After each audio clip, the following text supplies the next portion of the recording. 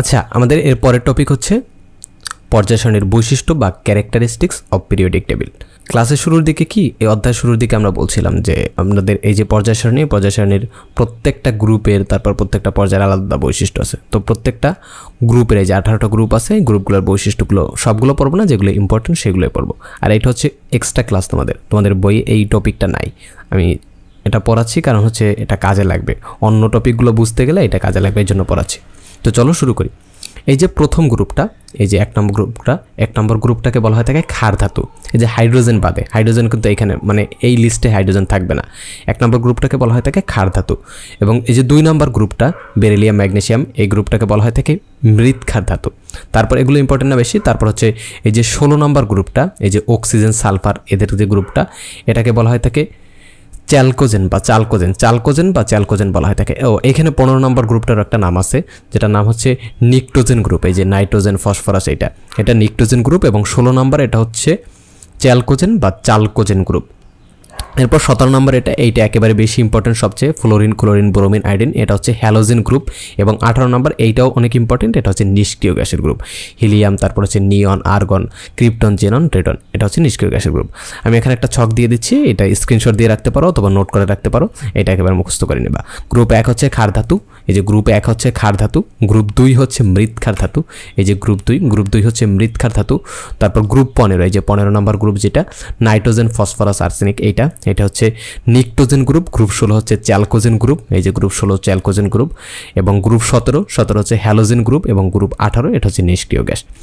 তো এরপরে কি, এরপরে হচ্ছে এরপর একটা ইন্টারেস্টিং জিনিস আছে, ওটা ছকটা আমরা পরে পড়ি, তার আগে আমরা হচ্ছে ইন্টারেস্টিং জিনিসটা দেখাই। ধরো তোমার হচ্ছে এখন কি করতে হবে, এই যে গ্রুপটা 1 নম্বর গ্রুপটা মনে রাখতে হবে। এখন এগুলো মনে রাখা তো একটু কষ্টকর, তাই না?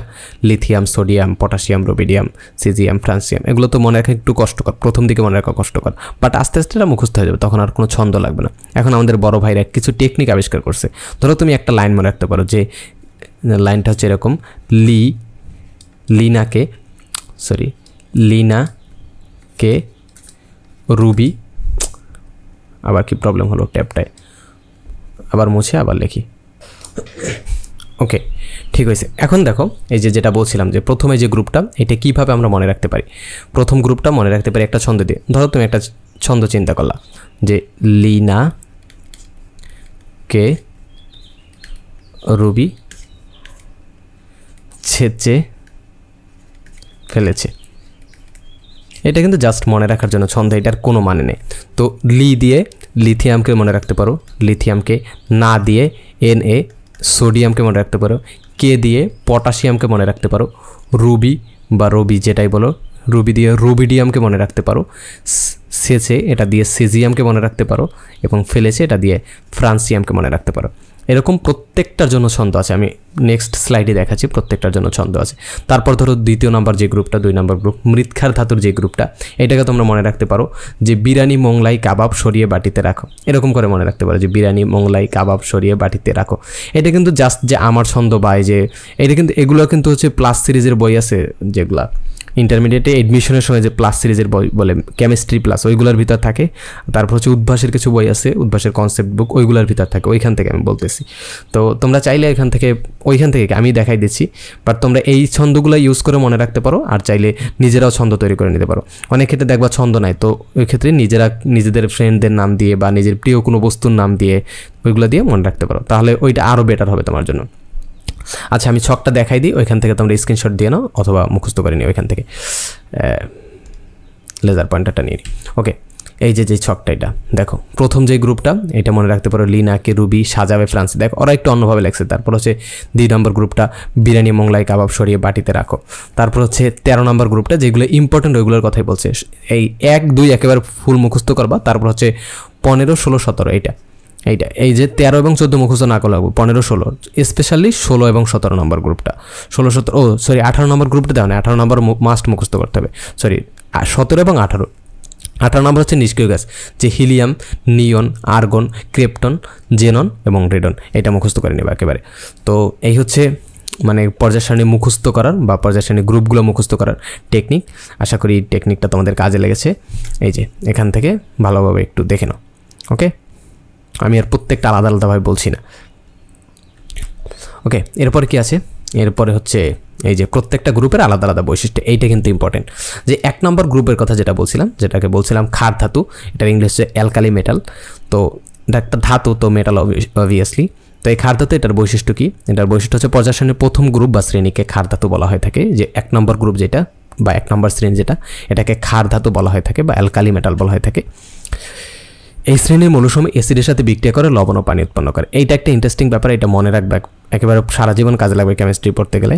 যে এই মৌলসমূহ সবসময় ধাতু বা হচ্ছে ক্ষার জাতীয় যে জিনিসগুলো, ক্ষার কি অ্যাসিডের বিপরীত হচ্ছে ক্ষার। অ্যাসিড মানে হচ্ছে অম্ল বা অ্যাসিড, এবং এটার বিপরীত ধর্মবিশিষ্ট বস্তু কোনটা বা বিপরীত ধর্মবিশিষ্ট পদার্থ কোনটা? ক্ষার বা বেস। তো এই দুইটা যখন একসাথে বিক্রিয়া করে, অ্যাসিড এবং ক্ষার যখন একসাথে বিক্রিয়া করে, তখন লবণ ও পানি উৎপন্ন হয়। এটা মনে রাখবা সবসময়। তো এইটা যেহেতু ক্ষার ধাতু, তো এটা হচ্ছে অ্যাসিডের সাথে বিক্রিয়া করে, এটা একটা ক্ষার, এটা অ্যাসিডের সাথে বিক্রিয়া করলে লবণ ও পানি উৎপন্ন করে। আবার একটা অ্যাসিড যদি একটা ক্ষারের সাথে বিক্রিয়া করে, ধরো অন্য একটা অ্যাসিড ওইটা একটা ক্ষারের সাথে বিক্রিয়া করলো, অন্য একটা ক্ষারের সাথে বিক্রিয়া করলো, তখন লবণ ও পানি উৎপন্ন করবে। তারপর কি লেখা আছে, যে গ্রুপ 1-কে যত নিচের দিকে যাওয়া যায়, গ্রুপ 1-এ কি পড়ছিলাম, যে সোডিয়াম, তারপর ক্যালসিয়াম, আচ্ছা আমি নিজে তো ভুলে গেছি, একটু কিন্তু পরে আসলাম। এই যে কে রুবি ছেঁচে ফেলেছে, lithium, sodium, calcium, lithium, sodium, ধরো কি বলতেছি, lithium, sodium, potassium, rubidium, caesium, francium. তো এই যে মৌলগুলা উপর থেকে নিচের দিকে যত যাওয়া যায়, এই যে উপর থেকে যত নিচের দিকে যাওয়া যায়, উপর থেকে যত নিচের দিকে যাওয়া যায়, তত সক্রিয়তা বাড়তে থাকে। তো এখানে চলে যাই, গ্রুপ 1-এ যত নিচের দিকে যাওয়া যায় তত এর সক্রিয়তা তত বাড়তে থাকে। এরপর কি লেখা আছে, যে এদের আয়নিক বন্ধন গঠনের প্রবণতা বেশি দেখা যায়। আয়নিক বন্ড বা আয়নিক বন্ধন গঠন, এটা হচ্ছে আমরা এর পরের অধ্যায় 7 নম্বর অধ্যায় যখন পড়বো তখন ডিটেলসে পড়বো, এটা এখন আপাতত স্কিপ করো। এরপর কি লেখা আছে, যে এরা নরম চকচকে এবং অধিক সক্রিয়। এরা নরম চকচকে, এই যে ক্ষার ধাতুগুলা, এগুলো হচ্ছে নরম এবং চকচকে এবং অধিক সক্রিয়, অধিক মাত্রায় সক্রিয়। তোমরা সোডিয়াম দেখছো কিনা জানি না, সোডিয়াম ধাতু যদি দেখে থাকো, ওরা হচ্ছে পানির সাথে খুব দ্রুত বিক্রিয়া করে, মানে পানিতে দিলেই সাথে সাথে পানির সাথে বিস্ফোরণ ঘটায় পানির সাথে। তো এরা হচ্ছে কক্ষ তাপমাত্রায় বিক্রিয়া করে। আচ্ছা দাঁড়াও, আমি একটা ভিডিও বের করে তোমাদের দেখাই, তাহলে তোমাদের ভালো লাগবে। এই যে দেখো, ইন্টারেস্টিং কিন্তু, এটা কিন্তু সোডিয়াম ধাতু ছুঁড়ে ফেলা হয়েছে, সাথে সাথে পানির সাথে কি সুন্দর বিক্রিয়া করলো। তো এই হচ্ছে সোডিয়ামের ব্যাপার। সোডিয়াম তো একটা ক্ষার ধাতু, এটা হচ্ছে ক্ষার ধাতু বা অ্যালকালি মেটালেরই তো অংশ সোডিয়াম। তারপর কি লেখা আছে, তারপর হচ্ছে এর যোজ্যতা স্তর, ইলেকট্রন একটি যোজ্যতা স্তর কি, এটা আমরা 7 নম্বর অধ্যায় পড়ব। তারপর একটু বলি, যোজ্যতা স্তর হচ্ছে সর্বশেষ যেই কক্ষপথটা আছে, ইলেকট্রন যে আমরা তো ধরে নিই যে ইলেকট্রন হচ্ছে নিউক্লিয়াসের চারপাশে ঘুরে, যে সর্বশেষ যে কক্ষপথটা আছে ওই কক্ষপথটাকে যোজ্যতা স্তর বলে, এবং এর সর্বশেষ কক্ষপথে একটা ইলেকট্রন থাকে। তো সর্বশেষ কক্ষপথে একটা ইলেকট্রন থাকার ফলে কি হয়, ওই ইলেকট্রনটা ও সহজেই ত্যাগ করে দিতে পারে। ইলেকট্রনের সাথে ওর যে নিউক্লিয়াসের আকর্ষণ বল এটা কম থাকে, এই জন্য ও সহজেই ইলেকট্রনটা ত্যাগ করে দিতে পারে। এরপর কি লেখা আছে, এটি ক্ষারীয় ধর্মবিষ্ট, এটা যেহেতু ক্ষার ধাতু তো ক্ষারীয় ধর্মবিষ্ট অবশ্যই হবে। এরপর হচ্ছে পানিতে দ্রবীভূত হাইড্রোজেন গ্যাস এবং ক্ষার তৈরি করে। পানিতে দ্রবীভূত হলেও ক্ষার তৈরি করবে, এটা তো নর্মাল ব্যাপার। ক্ষার মানে একটা ক্ষার পানিতে দ্রবীভূত হলে ক্ষারই তো তৈরি করবে, এবং এটা এক্সট্রা হচ্ছে হাইড্রোজেন গ্যাস এবং ক্ষার তৈরি করে। তারপর হচ্ছে বিভিন্ন ধাতু এবং তাদের লবণগুলো শিক্ষা পরীক্ষায় বিভিন্ন বর্ণ ধারণ করে। এটা মনে রাখার দরকার নেই, জাস্ট আছে জন্য দিয়ে দিলাম। তো এই হচ্ছে 1 নম্বর গ্রুপ, ক্ষার ধাতু, lithium, sodium, potassium, rubidium, caesium, francium. এই যে এইগুলো, হাইড্রোজেন কিন্তু আলাদা, হাইড্রোজেন না, হাইড্রোজেন এখানে অংশ না। Lithium, sodium, calcium, rubidium, lithium, sodium, তারপর হচ্ছে পটাশিয়াম, রুবিডিয়াম, সিজিয়াম, ফ্রান্সিয়াম। তারপরে কি, তারপরে হচ্ছে মৃৎ ক্ষার ধাতু বা অ্যালকালি আর্থ মেটাল। মৃৎ মানে হচ্ছে মাটি, এবং ক্ষার ধাতু তো একটু আগে বললাম, এটার জন্য নাম হচ্ছে অ্যালকালি আর্থ মেটাল। এটা হচ্ছে মাটিতে বিভিন্ন যৌগ আকারে পাওয়া যায়। মাটিতে সরাসরি মৌলগুলো পাওয়া যায় না, বিভিন্ন যৌগ আকারে পাওয়া যায়, মানে অন্য মৌলের সাথে একসাথে মিক্স হয়ে একটা যৌগ তৈরি করে, ওই যৌগগুলো মাটিতে পাওয়া যায়। তো মৃৎ ক্ষার ধাতু হলো, মৃৎ ক্ষার ধাতু বা ক্ষারীয় মৃত্তিকা ধাতু বলতে বোঝায় পর্যায় শ্রেণীর দ্বিতীয় শ্রেণীর মৌলগুলো। মোট 6টি মৌল এই শ্রেণীর অন্তর্ভুক্ত। এগুলো হলো beryllium, magnesium, calcium, strontium, barium এবং রেডিয়াম। তীব্র তড়িৎধনাত্মক, এরা তীব্র তড়িৎধনাত্মক, এরা জলের সাথে বিক্রিয়া করে, জল বা পানির সাথে বিক্রিয়া করে ক্ষারীয় অক্সাইড তৈরি করে। অবশ্যই এটা ক্ষার ধাতু যেহেতু ক্ষারীয় অক্সাইড তৈরি করবে। তারপর মাটিতে বিভিন্ন যৌগ হিসাবে পাওয়া যায়, একটু যেটা বলছিলাম, মাটিতে বিভিন্ন যৌগ হিসাবে পাওয়া যায়। এবং রেডিয়াম হলো তেজস্ক্রিয় মৌল। এই যে লিস্টে একমাত্র তেজস্ক্রিয় মৌল হচ্ছে রেডিয়াম। রেডিয়াম হচ্ছে তেজস্ক্রিয় মৌল। এই যে মৌলটা, মানে এই যে গ্রুপটা, 2 নম্বর গ্রুপটা, beryllium, magnesium, calcium, strontium, barium এবং রেডিয়াম। এই যে 1 নম্বর সর্বশেষ যেটা, এটা হচ্ছে তেজস্ক্রিয় মৌল। এরপরে কি, এরপরে হচ্ছে মুদ্রা ধাতু বা কয়েন মেটালস, মুদ্রা ধাতু বা কয়েন মেটালস। গ্রুপ 11-এর 4টি মৌল হচ্ছে কপার, সিলভার, গোল্ড এবং ট্রান্সজেনিয়াম। গ্রুপ 11-এর 4টা মৌল আছে গ্রুপ 11-তে। এই 4টি মৌলের মধ্যে প্রথম 4টি মৌলকে মুদ্রা ধাতু বা কয়েন মেটালস বলা হয়ে থাকে। এই মুদ্রা ধাতুতে প্রাচীনকালে মুদ্রা তৈরি হতো, ব্যবসা বাণিজ্য বিনিময়ের মাধ্যম হিসেবে ব্যবহার করা হতো। এই যে গ্রুপ 11-র যে মৌলগুলা 4টা মৌল আছে, এই মৌলগুলোকে প্রথম 3টা মৌলকে কয়েন মেটাল বলা হয়ে থাকে। 4টি মৌলের ভিতর প্রথম 3টা মৌলকে, এখানে ভুল আছে, 4টা না, প্রথম 3টা মৌলকে কয়েন মেটাল বলা হয়, কপার, সিলভার এবং গোল্ড বা AU, এবং ট্রান্সজেনিয়াম এটা না, এটা বাদ। তো এটা মুখস্থ করা দরকার নেই, জাস্ট জেনে রাখো যে মুদ্রা ধাতু কোনটাকে বলে, এটা পরীক্ষায় আসবে না, আর খুব একটা দরকারও নেই। এই যে এইখানে যে ট্রান্সজেনিয়াম, এইটা নামকরণ করা হয়েছে যে এক্স রে আবিষ্কার করছে না, আমরা যে এক্স রে করি, এক্স রে আবিষ্কার করছে উইলহেলম রনজেন্ট, মেবি ওনার নাম অনুসারে এটা নামকরণ করা হয়েছে। তো মুদ্রা ধাতু বা কয়েন মেটালের ব্যাপারে বুঝলাম। এরপরে কি আছে, এরপর হচ্ছে চ্যালকোজেন, যেটা বলছিলাম চ্যালকোজেন। যারা গ্রুপ 16-এর অন্তর্ভুক্ত তাদেরকে চ্যালকোজেন বলা হয় থাকে। চ্যালকোজেন শব্দটির অর্থ হচ্ছে আকরিক সৃষ্টিকারী, বিভিন্ন খনিতে এদেরকে পাওয়া যায়, জন্য ওদেরকে চ্যালকোজেন বলা হয় থাকে। এইসব মৌলগুলোকে খনিত বিভিন্ন আকরিকের মধ্যে পাওয়া যায়। তো এই যে হচ্ছে যে গ্রুপটা 16 নম্বর গ্রুপটা, অক্সিজেন, সালফার। এখানে সবগুলো মুখস্থ করা দরকার নেই, অক্সিজেন এবং সালফার এই দুটো মুখস্থ করলে হবে। এরপর হচ্ছে হ্যালোজেন, যেটা ইম্পর্টেন্ট। হ্যালোজেন সবগুলো মুখস্থ করতে হবে। হ্যালোজেন শব্দের অর্থ হচ্ছে সামুদ্রিক লবণ প্রস্তুতকারী। এসব মৌলের লবণ, যে আমরা যেটা খাই সেটা হচ্ছে সোডিয়াম ক্লোরাইড। এই যে লবণগুলো সমুদ্রের লবণাক্ত পানিতে থাকে। হ্যালোজেন মৌলগুলো কি? ফ্লোরিন, ক্লোরিন, ব্রোমিন, আয়োডিন ও অ্যাস্টেটিন। এই যে ফ্লোরিন, ক্লোরিন, ব্রোমিন, আয়োডিন এবং অ্যাস্টেটিন। তো এই যে প্রথম কয়টা, 5টা, হ্যাঁ প্রথম 5টা, এটা হচ্ছে হ্যালোজেন গ্রুপ। এরপর হচ্ছে সর্বশেষ যেটা হচ্ছে নিষ্ক্রিয় গ্যাস বা নোবেল গ্যাস, যে হিলিয়াম, নিয়ন, আর্গন, ক্রিপ্টন, জেনন এবং রেডন, এটা হচ্ছে নিষ্ক্রিয় গ্যাস। এরা অধিকতর স্থায়ী ইলেকট্রন বিন্যাস থাকে, রাসায়নিকভাবে নিষ্ক্রিয় হয়।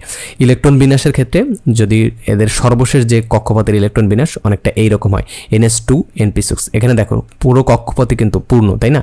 তো NS2 এর জায়গায় ধরো সর্বশেষ কক্ষপথে এখানে এইটা ছিল না, এখানে কোনো ইলেকট্রন নেই। সর্বশেষ কক্ষপথে NS1 যদি থাকতো, তার মানে এখানে কি হয়েছে যে একটা ইলেকট্রন, মানে এখানে থাকতে পারতো 2টা ইলেকট্রন, আছে 1টা ইলেকট্রন, তার মানে একটা ইলেকট্রন গ্রহণ বা বর্জন করতে পারতো। আবার এখানে যদি 6টার জায়গায় অন্য কিছু থাকতো, ধরো 4টা বা 5টা থাকতো, তার মানে 2টা ইলেকট্রন বা 1টা ইলেকট্রন গ্রহণ বা বর্জন করতে পারতো। তো এরকম না, এটা হচ্ছে একেবারে স্থায়ী ইলেকট্রন বিন্যাস, মানে এটা হচ্ছে একেবারে পূর্ণ স্থায়ী ইলেকট্রন বিন্যাস। এই জন্য হচ্ছে এরা রাসায়নিকভাবে নিষ্ক্রিয় হয়। এরা কোনো কারোর সাথে প্যাচে যায় না, কারোর সাথে মারামারি করতে যায় না, একেবারে নিষ্ক্রিয় গ্যাস হওয়া সত্ত্বেও এই যে হিলিয়াম S ব্লক মৌল, হিলিয়াম S ব্লক মৌল, কারণ কি এর সর্বশেষ কক্ষপথের ইলেকট্রন বিন্যাস হচ্ছে এরকম 2s2, এই জন্য এটা হচ্ছে S ব্লক মৌল। এটা মনে রাখার দরকার নেই, এগুলো মনে রাখবা যে এদের অধিকতর স্থায়ী ইলেকট্রন বিন্যাসের কারণে এরা রাসায়নিকভাবে নিষ্ক্রিয় হয়। তো এই হচ্ছে আজকের ক্লাস, আশা করি বুঝছো, কোনো ধরনের প্রবলেম হয়নি। এটা সিম্পল ছিল, একবার সিম্পল ক্লাস ছিল। আর এখানে বেশিরভাগই বোঝার চেয়ে সবচেয়ে বেশি হচ্ছে ইম্পর্টেন্ট হচ্ছে মুখস্থ করা। তো এই আচ্ছা আর কিছু বলার নেই? আর কিছু বলার আছে না? আর কিছু বলার নেই। তো এই হচ্ছে আজকের ক্লাস, দেখা হবে হয়তো পরবর্তী কোনো ভিডিওতে। আসসালামু আলাইকুম।